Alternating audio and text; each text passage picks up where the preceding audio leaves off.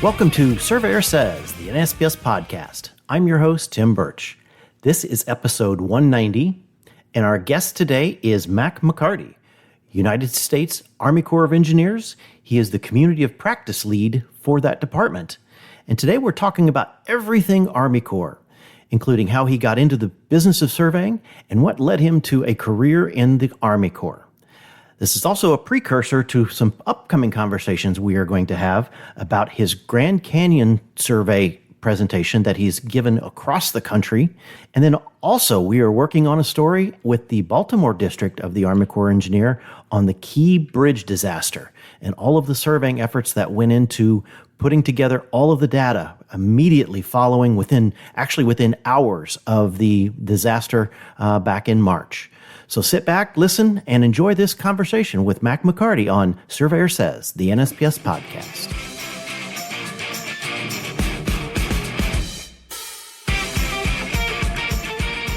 Hello and welcome to another episode of Surveyor Says. This is your host, Tim Burch, and we are in the office. We are in the studio, and I've had a couple of special guests. My next one for this episode, can I say you've become a good friend and not be hopefully not offended? Is that okay to say? We can use the term good friend now that you are a resident of West Virginia. Okay. Of course, I'm speaking with my friend, Mack McCarty. It's only been, I've heard of Mack for years throughout different channels, and then I didn't know what to think of him when I first met him several years ago. And then we've got some common, we won't call those friends, we'll call them acquaintances. Forced relatives. There you go. And yes, now that I've become, I am a West Virginia resident. Yes, it's kind of brothers in arms there too. So, reason I wanted to drag Mack in here to talk on the podcast was to really talk about the Army Corps of Engineers, the U.S. Army Corps of Engineers. You've been around forever. I mean, it's been one of the longest agencies of, if you want to call it that, longest organizations within the U.S. government. Been around since the beginning, for the most part. We'll get into that a little bit. And I think I want to touch on really what all you're involved in, because everywhere I turn, there just seems like there's more going on with the Army Corps. And I just want to touch on all these things that you're into. And I think yes, getting to know you a little more has exposed me to that much more about what the Corps of Engineers is into. But so with that, why don't we just tell us a little bit about yourself and where the whole origin of the Corps? Well, thank you, Tim, and thanks for having me once again. And tough act to follow this afternoon with Natalie going before, and she did a great job. But like I said, my name's Mack McCarty, resident of West Virginia, with the Army Corps of Engineers. Been a licensed surveyor now for almost 30 years, which I think is evident sometimes by the gray that's coming into the hair. But yeah. I've added a few more states since then. And my survey story is kind of a different one. I started out in drafting. Loved drafting, had plans to be an architect coming out of high school, and went to a small engineering school in West Virginia, West Virginia Institute of Technology. My master plan was to get a drafting degree and then move myself on to Knoxville, Charlottesville, someplace where there was a strong architectural program, and work my way through architectural school. Kind of dating myself, CAD was not prevalent at the time, so my first semester of college, I had a board drafting class. And like I said, I'd had drafting in high school, but doing lettering for 3 hours in a hot room with 100 other drafting tables And I had a very monotone teacher at the time that would come in and say, right now, all across America, draftsmen are climbing behind their boards and drafting the plans for America's future. And really kind of that Ferris Bueller kind of Oh, yes. vibe. And, you know, the 18-year-old me said, I can't do this. I can't sit behind a board the rest of my life. You know, I'm very active outdoors. I love being outside. And I went back home and told my dad, I said, I can't do this. I can't, you know. And he convinced me to stick it out, to go ahead and finish out the year. So I went back for my spring semester, and there's so many of them here in Virginia, but I had a teacher by the name of Carlisle Bloom for Survey 1, which was an elective, or which was a requirement for my drafting degree. And it was one of the coldest winters I can imagine, wet, snow, and that lab every week was the highlight of my week. I looked forward to going outside, pulling tape, running levels, turning angles with the old transits, and just fell in love and knew immediately that's what I wanted to do, and been blessed ever since. Always got to give a shout out to my professor, the man that kind of pushed me into this. Well, I shouldn't say pushed me into this. He took a confused 18-year-old and showed him a profession, and really goes back to if you find something you love, you don't work a day in your life. Exactly. And I've felt that way ever since. So Mr. Carlisle Bloom, who I believe will be turning 91 here in just a couple months. Wow.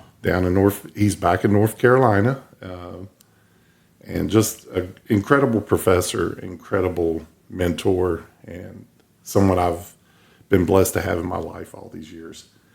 We went down last year and celebrated his 90th birthday. Several of his old students come together, and it was a great event. Great catching up with some of the other people from the program as well that I have not seen in years. That's good. Nice. So, how I came to the Corps, it's funny. One of my first survey jobs in college was working on the Gallipolis Lock and Dam replacement, which is since, like most things in West Virginia, been renamed the Robert C. Byrd Lock and Dam. That was early on in my career, and loved what I seen from the Corps. I was working for a contractor, but made several friends there, and told myself, I said, man, I want to work with the Corps. I said, I'd grown up at that lock and dam.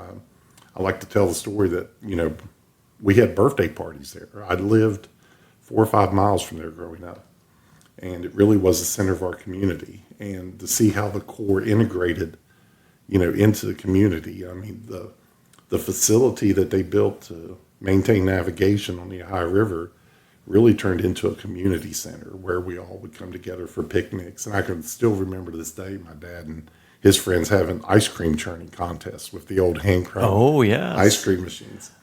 So long history. You know, really I say the Corps has been in my life all my life. And come out of college, I won't say which president, but we were in a recession, and went to a job fair. I found the Corps of Engineers booth, handed them my resume, and the lady literally looked at me and she said, "We don't hire surveyors," and handed me my resume back. Oh. And kind of disheartening, but that kind of pushed me over into private sector for a couple years. Ended up with a firm out of Dayton, Ohio that did a lot of Corps work, and so kind of got my foot back in the door doing Corps work, and spent a couple more years in private sector. And then around 2010, I was finally convinced by a gentleman by the name of Mike Ferguson to come join the Corps. He had been pressuring me for about 2 years, working on me. Said, you know, hey, this will be a good fit for you. We need somebody like you inside the Corps. And it was a tough decision to leave private sector after all those years and come over into the public side, but I haven't looked back since. So I've been with the Corps about 14 years. I'm now a geospatial program manager. out of our headquarters over in Washington, D.C., and my responsibilities fall with our surveying programs. That's all of our topographic land-based surveyors and then our hydrographic surveyors as well, who I'll talk a little bit more about here in a little bit, some of the great things they've done. And then I also manage and oversee our CAD-BIM program. So it's been a great kind of come full circle with my drafting background and degrees and surveying and come all the way forward. And really trying to integrate those two programs to make sure that we're getting the data we need and then visualizing the data and providing the base design data that we need to move forward. So you mentioned a little bit of history about the Corps, that we've been around. Actually, we've been around longer than the United States. The Corps was first established back in 1775, so we're actually almost 2 years older than the United States of America. But currently, we're made up of 9 divisions. We've got, the number varies because we set up districts for major projects. Right now, we just recently stood up a district called Puerto Rico, where Task Force Viper now has a district office, and that's supporting a lot of the recovery efforts and flood proofing that's going on in the Puerto Rico area. But like I said, we're mainly across the United States, but we do have districts and offices worldwide. European district, transatlantic, Korea, Japan, and you can't find a better organization to work. Now, I like to say here inside the United States, there's only 2 states that we do not have. And I like to base everything off what we hold in fee lands, especially when I'm talking to other surveyors. There's only 2 states where we don't have any fee property, and that's the state of Utah and the state of Rhode Island. In every other state in the Union, even the District of Columbia, we have fee lands, and we have projects of some nature. And we even have projects in those areas. It's just the ones we manage either on an easement or in a partnership with a local community. So the Army Corps is, when it comes to our survey, we're about 200 years old. So the Corps of Engineers was supporting the Army all the way back to 1775. But here just in May, we celebrated our 200th anniversary of the first Civil Works appropriation. Oh, wow. And I'll pause here to let you insert some celebratory sound effects later on in post-production once you turn it over to that team you have in the other room. But no, the first Civil Works, the Corps was called upon to perform surveys and snag removals on the rivers for early navigation and transport of goods up and down the Mississippi and Ohio and Missouri rivers. So that was kind of a neat thing to realize that we've been doing this for 200 years. Absolutely. And, right now, the Corps is primarily a civilian workforce. And when I say that, yes, we are managed and we are part of the Army. However, about 95% of the people inside the Corps of Engineers are civilians. And that's one thing I want to get out there, because so many job fairs and so many, even back in the spring when we were at the mall at student competition. Right. There's this assumption that, I'm working for the Army Corps of Engineers. That means I'm joining up with the Army. And that's still, yes, you can join the Army and be part of the Army Corps, but it's not necessary. We are a civilian workforce. And like I said, we are spread across the country in some of the most beautiful locations. Even our New York district, you would think, New York district sits right on the harbor with a beautiful view of downtown Manhattan and the Statue of Liberty. Our Seattle office, a beautiful location on the river, beautiful office. And even some of the ones we have interior are just great locations to work, great people to work with. So right now we're about 37,000 people across the Army Corps. Wow, I didn't realize it was that big and amazing. So I think we are probably one of the biggest. I'm trying to temper some of my typical bravado where I make claims. But I think we're probably one of the biggest engineering organizations inside the federal government. And we do support a lot of other government agencies, primarily being FEMA during disaster. Stephen Caldwell, who's worked for me for years, is now standing up a quick response survey program, geospatial program inside the emergency management group so that they can respond quick to hurricanes, tornadoes, things of that nature, where people have lost their houses. And we're working with FEMA to get either temporary housing set up or help them rebuild and get their areas working again. So that's been a great thing also, is to be able to know that you're with an organization. When you see people having some of the worst days of their lives or the worst days of their lives, that you're coming in to help and help them out. Oh, exactly. Well, and I guess part of what I wanted to also help make sure in my own head to differentiate. I mean, yes, we've got the DOT that handles the interstate highway system and all such. I don't think the general public really truly realizes the amount of commerce the rivers still generates throughout this country, and how much the Corps is involved with harbors, with these channels, with passageways, and basically maintaining the passability of a lot of these places.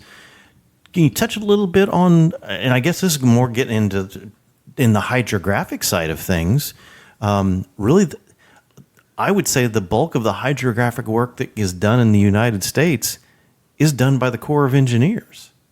Thanks, Tim. On navigation, it's thank you for that, for bringing that up, because of our core districts inside the United States of America, and when I say that, CONUS and Hawaii, all but one have a navigation mission.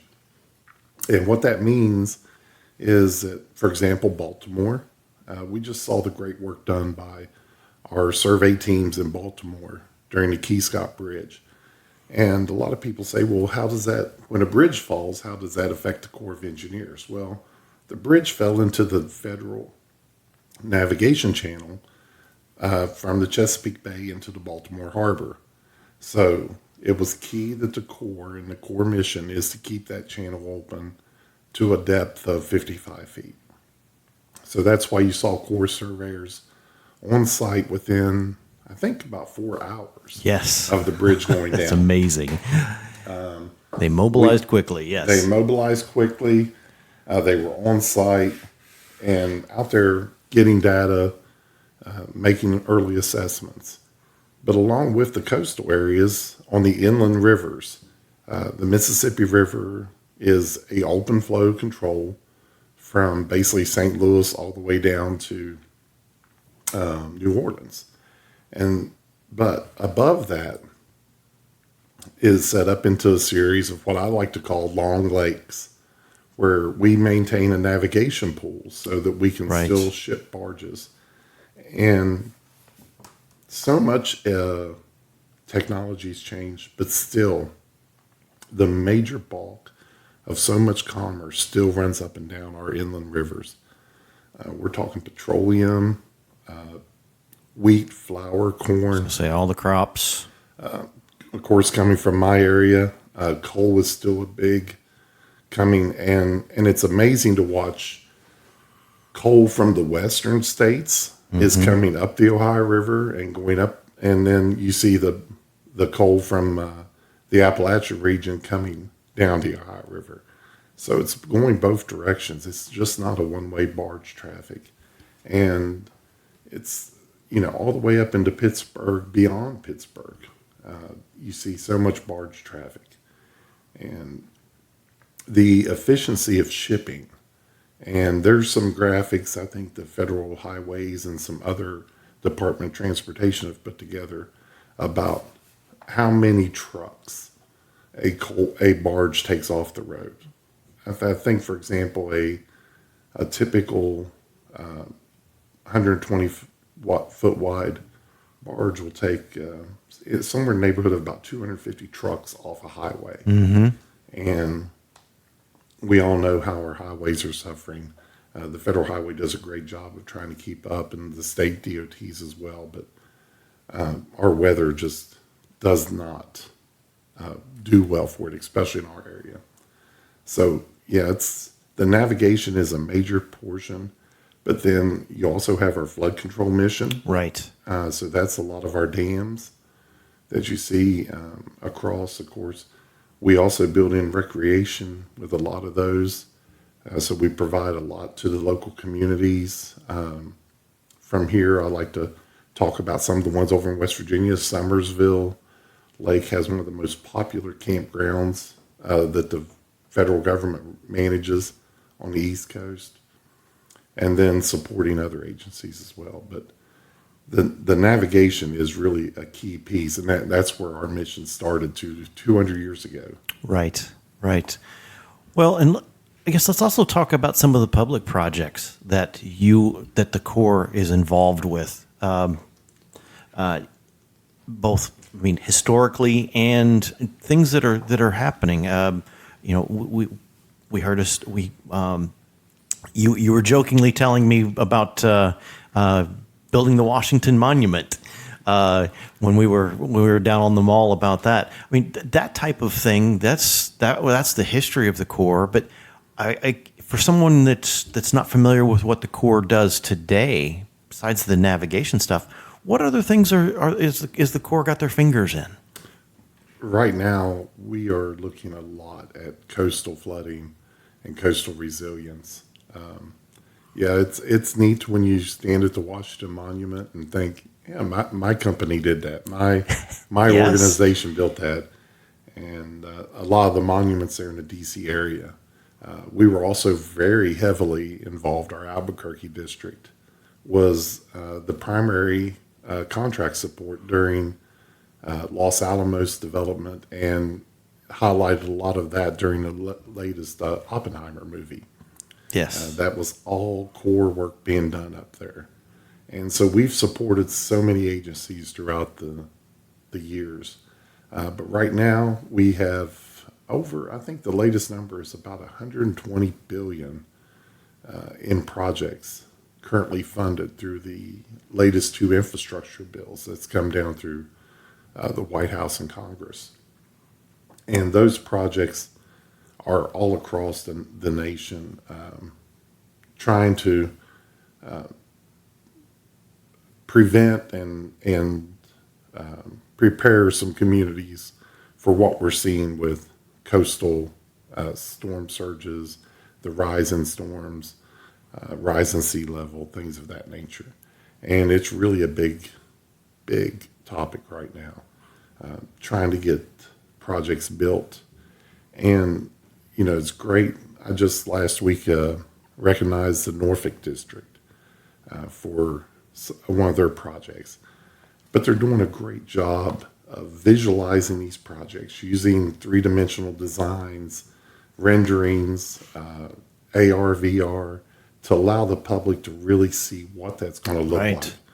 like. Because you take a coastal city, a river town, you want to protect it, but you also don't want to cut it off from what's been its lifeblood for years, being the ocean or being the river. You don't want it to be, lack of a better term, just completely cut off from that. Growing up in the Ohio River, we saw that. We built some flood walls years ago. So we have these beautiful towns with 20-foot walls between them and the river. And we're seeing a lot better designs come out now where they incorporates and lets the city still maintain its ownership and history with the river. Oh, exactly. Well, I grew up in Central Illinois, and it wasn't too far. I mean, my father's family was from down there around the St. Louis area, and Grafton, Illinois. There was during some of the horrible flooding in the early '90s, basically decimated most of the towns and other surrounding towns down there.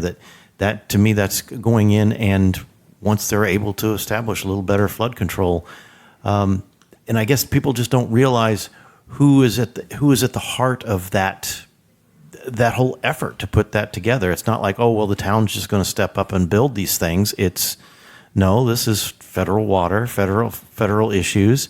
That's where the Corps steps in. That's where the design, the data collection, design, and execution gets done. Yeah, we'll come into a community, joint. Everything we do is a partnership with the community, both in design and in cost. So a community is not going to foot the bill 100%. They're going to be a partner in the process with the Corps from start to finish. And that's the only way I think we can do things now, is to really get where the local community has that ownership in it and sees what they're getting from the start. It's trying to get away from that early days of the joke we used to tell is, hi, I'm the government and I'm here to help. We all know how that worked out. Right. Well, exactly.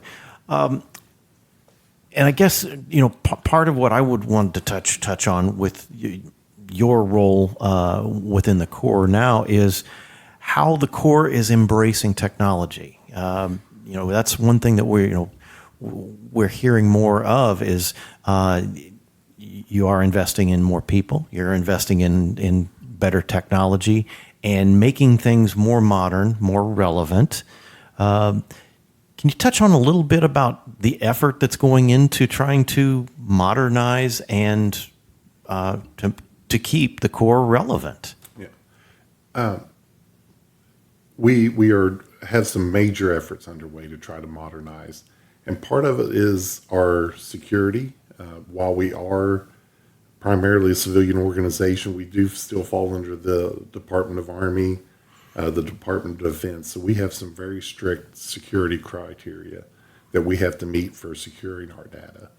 So working with our partners such as Trimble, Autodesk, Bentley, and so many others to get platforms built out that will allow us to safely and secure our data has been one of my biggest challenges over the last 2 years.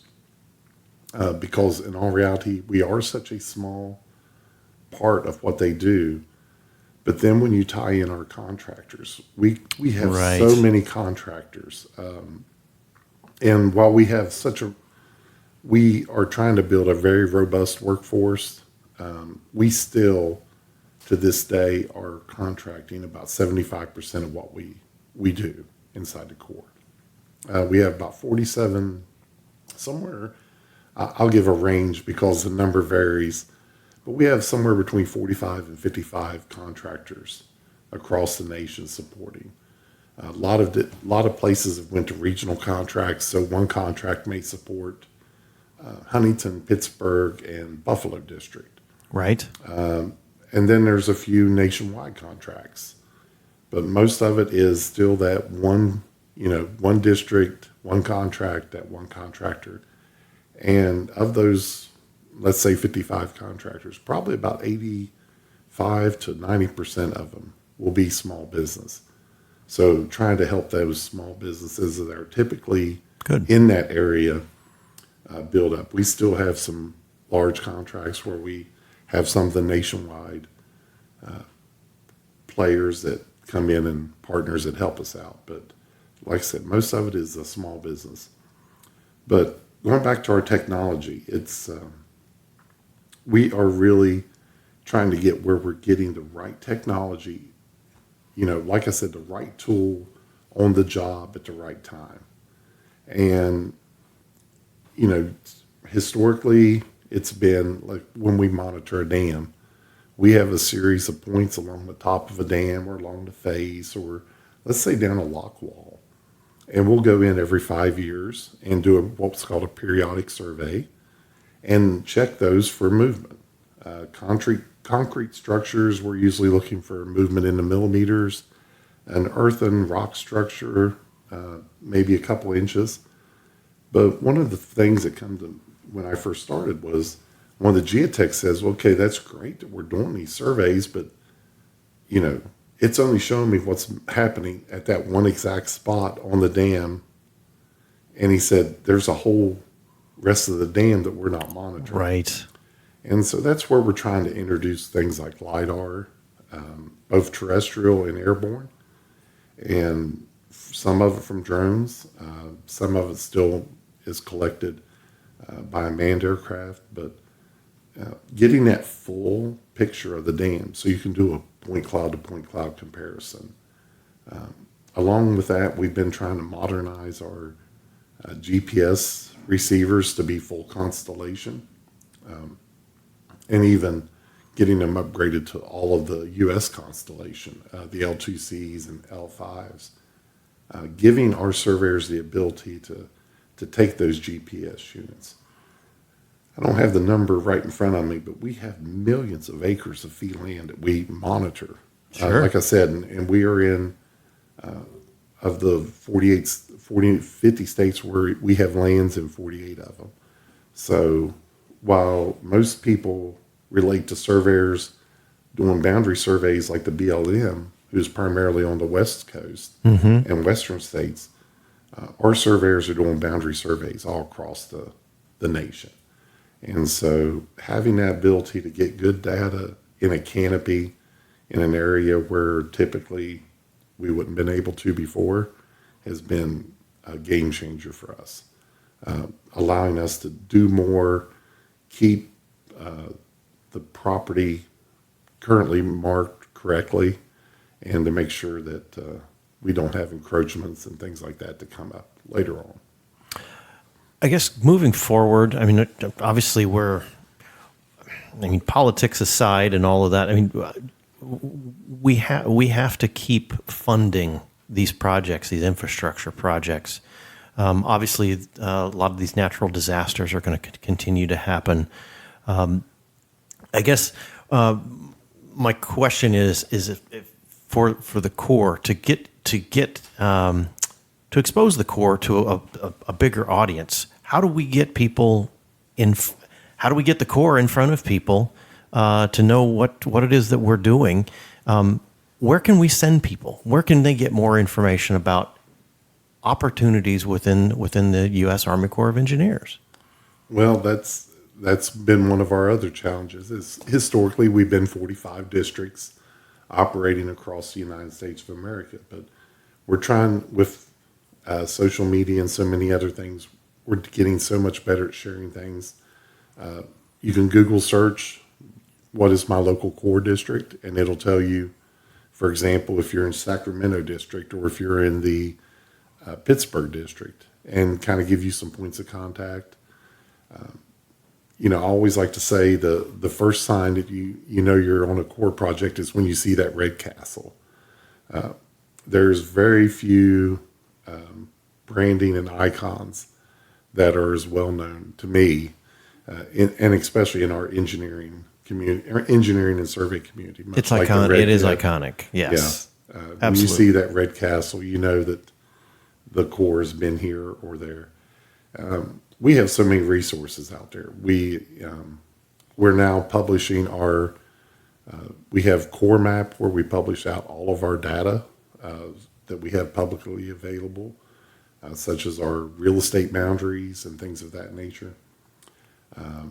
We have, like I said, we have some great programs that our rangers do, just like the other park services. We have rangers that work at our parks. And I know we had one ranger during COVID that was during a reading hour who was getting thousands upon thousands of views every day on social media for her story times involving the park and the wildlife around the park. So we have a lot of great programs out there. Benchmarks. A lot of people, we don't have a lot of our benchmarks published and into the NGS database, but we have our own database called USmart. So you can Google that and get a public facing link. And especially if you're in a coastal area or along a river and need an elevation mark to work from, definitely look that up. We are tying in more with NGS as we go forward, but we have so many benchmarks. I'd love to have that number. I'll be my homework for our next visit. There you go. Because I'll be honest with you, spent a lot of time around Lake Michigan, and a lot of those coastal inlets, a lot of those walls are just covered with Corps of Engineer discs. And once again, my wife's yelling at me, would you look up and watch where you're going? I'm looking for discs. I'm looking for discs. I'm looking for discs. That's always a great ones to look for as well around these areas. Knowing the Corps has been there, knowing that these projects are ongoing. It's about looking out for the public. It is truly protecting the public. It is. We've got, like I said, 44 districts, so much land holdings that we're working with, so many projects that we monitor on a yearly basis. And we have about, I think right now we're sitting somewhere in the neighborhood of about 60 licensed surveyors inside the Corps. And we have about 38 states that we have license in. So that's been another push, is try to get more people licensed inside the Corps. And then, as you know, working at CST program to try to build out our workforce and try to give them an opportunity. And just like to take a minute, if, probably not speaking merely to survey students because they know what the profession is, but anyone else out there that is ever interested in a profession in surveying, if you like being outdoors, if being inside is not the job for you, look into what we have opportunities. We have so many sites out there. USA Jobs, of course, is always the first stop to send people to build out resumes for federal work, but so many opportunities out there. Our hydrographic surveyors, like I said, the scenery that they see, out on the boat, out on the water every day. Our New York district, I spent a week with that great crew a couple months ago, right there on New York Harbor. Some of the best hydrographic equipment, and I will say we probably are one of the biggest hydrographic agencies in the nation. Right. When you take our coastal surveyors, our inland navigation, and then even adding to that are so many of our other survey crews have now added the remote and autonomous boats, the Z boats, the seafloor systems that can now go out and just seamlessly add that hydrographic data into their survey plan. Get that shallow stuff that you can't, no matter how shallow the draft is of your boat, you still can't get in there to some of those places. There will always be some place that big boat can't get to. Yep, exactly. Well, and I guess that's one thing I wanted to just make perfectly clear, that it's one thing to talk about getting into a survey profession, getting into a career, and a lot of companies you can go to, they fall behind in technology. They fall behind in what is happening now and how we're measuring and how we're collecting data, how we're managing our data. Whereas the Corps is really stepped up in staying relevant, staying current, and really keep pushing the limits on all of these different projects and the technologies that help do those projects efficiently and really provide a better product in protecting the public. I appreciate all that's going into making not just the profession better, but the end product and the data better. And we're trying. It's we're getting there, getting our people trained up. We have some great organizations such as Army Geospatial Center supporting us, getting that training coming out to districts, getting the equipment modernized. This year we had a modernization effort that went underway. I think we're adding 7 or 8 different LiDAR scanners across the nation. Nice. To several districts. We're hoping that funding is able to continue and we can keep building that out. Things, being able to quickly respond is the other thing. Is while we'll never 100% be able to do all of our work. We have to have people that can respond immediately, as we saw with the Key Scott and the Baltimore district team. Right. We have to have people that can accurately write a scope of work. And you know, as I've discussed with you, that's the other thing. Getting our people trained up on how to just write scopes of work and review deliverables on modern technology has been another huge challenge. Right now, we're working with the team from the Subsurface Utilities Group. How can we get our surveyors how to write a scope of work, how to review? We don't necessarily want our surveyors going out and potholing and looking for underground utilities, but if we're truly building out a three-dimensional or a model of the site, or the new buzzword that everybody likes to use, the digital twin, Right. you know, having those locations of those utilities, where that electric line is coming into your facility, where the storm drainage is going, where the water line is, all of that is key information to have before we start any kind of upgrades or design project. And it goes beyond that, because we have mechanical features, you know. So we have buried air lines, we have buried hydraulic lines, things of that nature. So keeping us up with technology, and it is so, it is a challenge right now, because we are, where I'd like to say, when I got into this profession, we were moving technology updates at maybe a 3 or 4 year pace. Oh, we would yes. see now it's amazing. It's constant, right? It's very because constant. you can do a LiDAR scan with your iPhone now. Yep. Exactly. And that's the other thing we're working towards is our surveyors have been great at outdoors, you know, producing that site plan. But as we move forward, you know, how do we map the inside of a structure? How do we accurately show that? Right. Model that?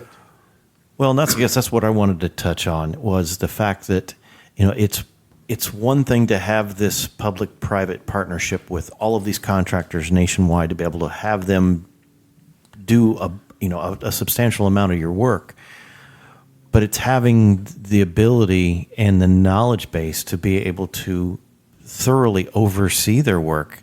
I mean, to me, it's like an office manager that oversees a surgeon.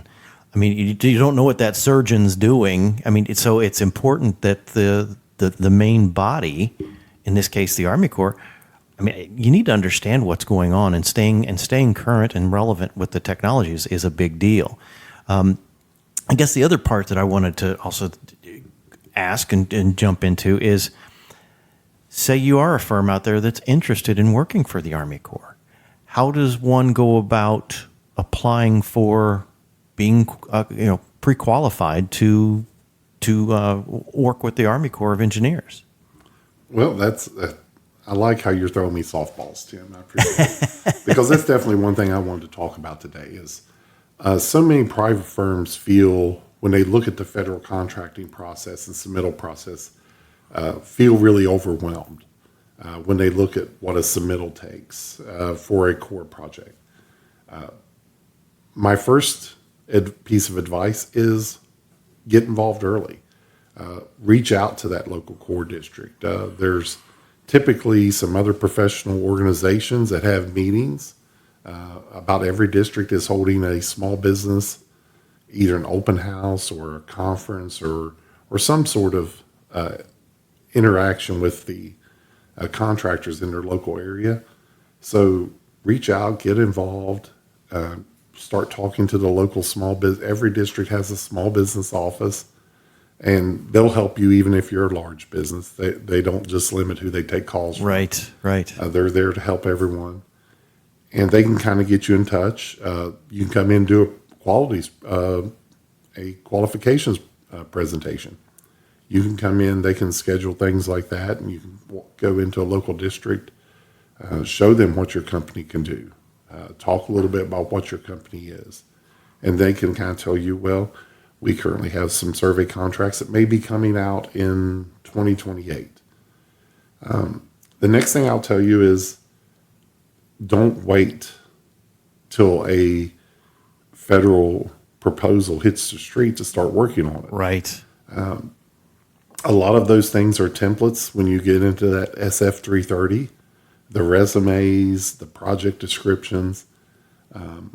One thing I will brag that when I was in private sector, I did try to always do was I would write a project description up immediately following a project. Exactly. I wasn't going to wait 2 or 3 years later till a proposal was ready and I needed to do one.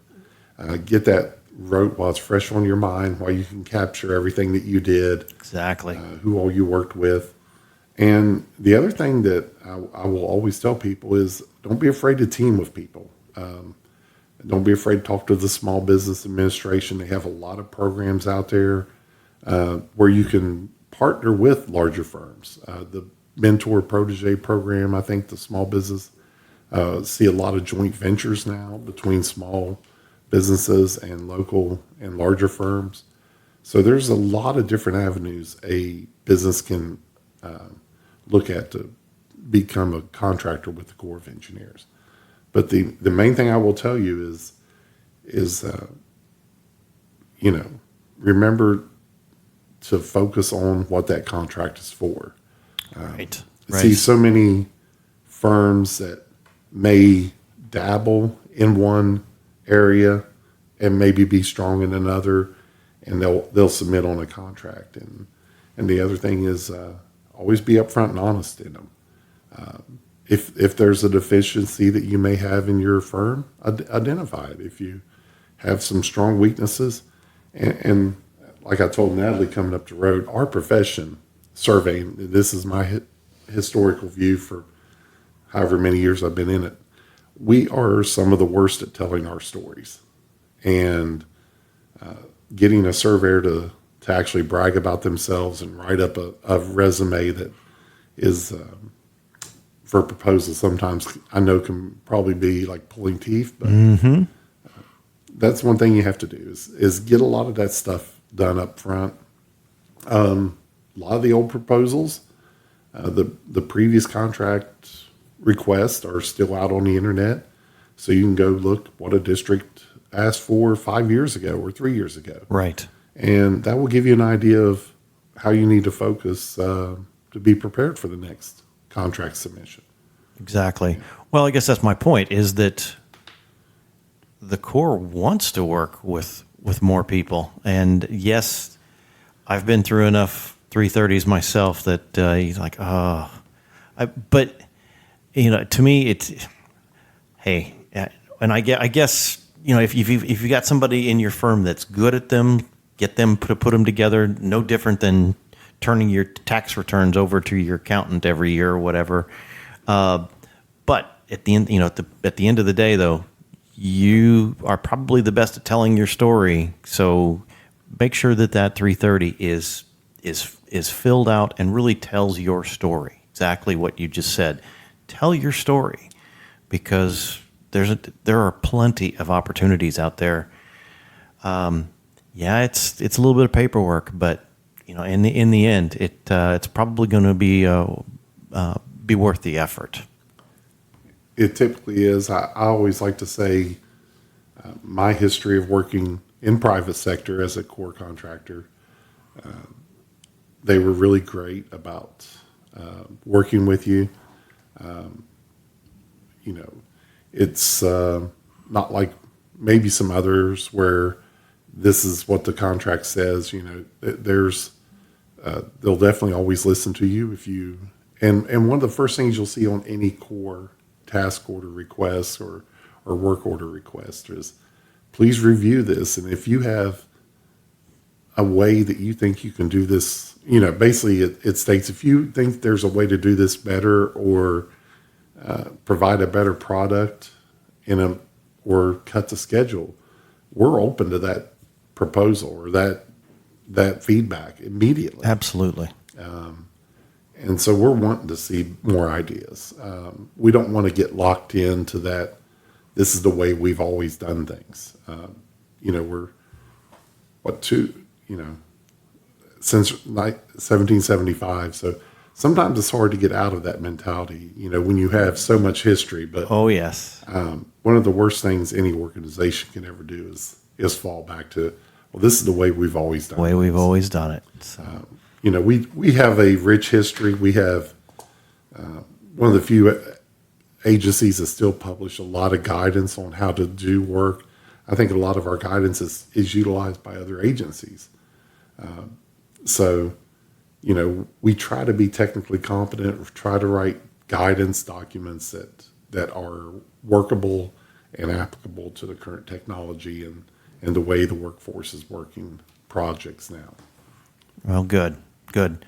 Well, listen, I'm going to be cognizant of your time because it's not often I can nail you down for a little bit of time, but I know you're a busy man with a lot of stuff going on. Any parting thoughts on where surveying's going? Because I think there's a lot of positives for us right now. I'm very pleased to hear and see what the Corps is doing to make things. Make the profession better, make the data better, protecting the public. I mean, that's overall all of our duties. What's your perspective? How do you feel about where things are going? I like to say we need to start selling more sunglasses because the future is very bright within this profession. The technology, the people that are coming into it is one thing I've enjoyed about working this newest job that I have is getting out, going around to other districts, other areas of the nation, talking to people, and to see some of the innovative solutions that are being put together, the remote technology, the leveraging of things that are going on. How you can take a point cloud now and use AI to do feature extraction. Right. There is just so much. One of my sons is working at construction stakeout, and it's funny you mentioned.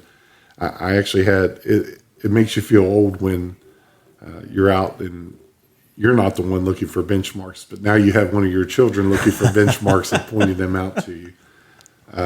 And going down the road and said, "Hey, Dad, you see that stake over there? I drove that stake. That's top of slope for that." Wow. So it's kind of neat to see the next generation come Chip in. off the old block. Let's hope it's a better copy. He's to see what the future could do, and to hear him talk about how they do construction layout. And think about how I was doing the same types of projects 30 years ago with Slope stakes. And, that about 3 or 4 minutes of doing calculations on the HP41 to do that catch point. And it's amazing. It's going to change, and we have to embrace that. We're seeing it right now with machine control, right? Exactly. But the thing is, we need to, as a profession, be ready to embrace that, to be ready to build those models that go into that. Embrace AI as it does feature extraction and helps us deliver a better map. Just the data is going to be so overwhelming in the future. So I like to tell it's going to be an exciting profession. You're going to get to go outside, go do things outdoors, see places you probably never would see sitting behind a desk. But Oh, yes. then you're going to come back and work with state-of-the-art computers, state-of-the-art software, and you're going to turn what you just saw into a digital model and deliver that to someone for something that's going to help somebody down the road. Exactly. So I think our future is beyond bright. Real life video games is what I keep saying. So it will be. Really cool stuff. Well, Mac, thank you for taking some time out of your busy schedule to jump in here and tell us a little bit about about what's going on with the Corps, because it is important that people know A, opportunities, and B, what it is you're out there doing, because there's a lot of projects going on, a lot of things that I think at times, just like the serving profession itself, the Corps is kind of invisible, and you're just there, and you're maintaining and helping our worlds be better. And I guess as part of the Army, thank you for your service. No, it's all good stuff. So I will have to ask you to come back and keep us updated at some point in time down the road. Be more than happy to. And a spoiler alert, we got a couple of projects going on with Mack. We are working on a bigger, larger format presentation / podcast / video with the Baltimore district on the Key Scott Bridge, and then we're also doing a little piece that Max put together on the Grand Canyon that we're still putting the finishing touches on. So be looking for that soon as well. But in the meantime, wherever you listen to your podcasts, hit that like and subscribe button, and we'll talk to you soon. Thank you.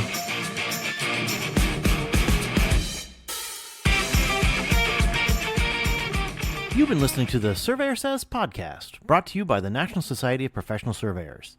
If you have any questions about today's episode or any other topic, please email us at info@nsps.us.com, and we are here to help. Visit our website, nsps.us.com, to learn more about our association, the programs we administer and support, our sustaining members, and information about future episodes of Surveyor Says. Subscribe to the podcast on iTunes, Apple Podcasts, Google Play, iHeartRadio, Spotify, as well as our podcast host, Podbean. And remember, it's a great day to be a surveyor.